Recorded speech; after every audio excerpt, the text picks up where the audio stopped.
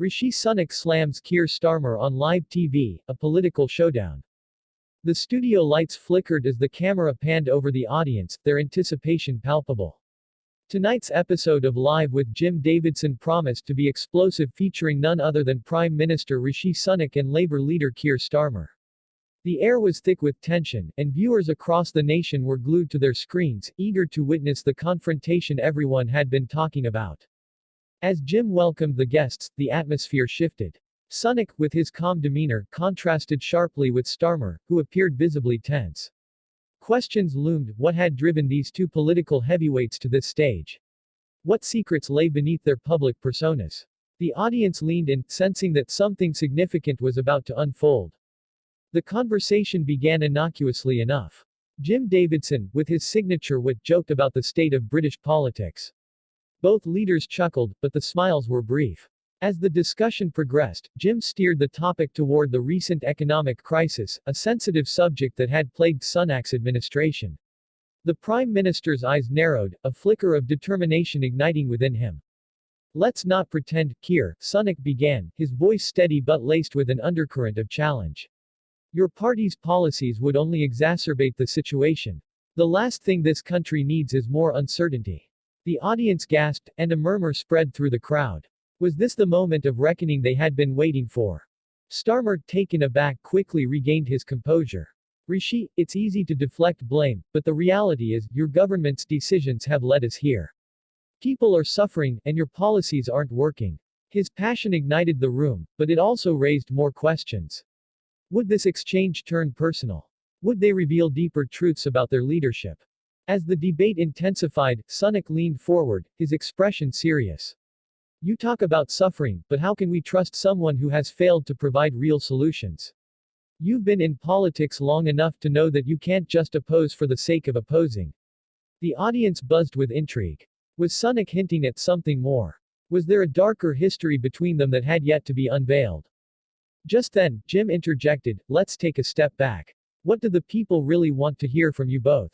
This isn't just about politics, it's about the future of the country." The question hung heavy in the air, and for a moment, both leaders paused, reflecting. What did the public truly expect from their leaders in times of crisis? With the tension rising, Sunak seized the moment. "I'm not just a politician, I'm a husband and a father. Every decision I make is for my family and every family in this nation.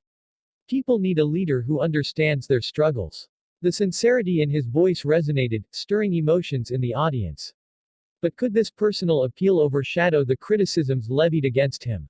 Starmer, visibly moved, replied, "And I'm a son of working-class parents.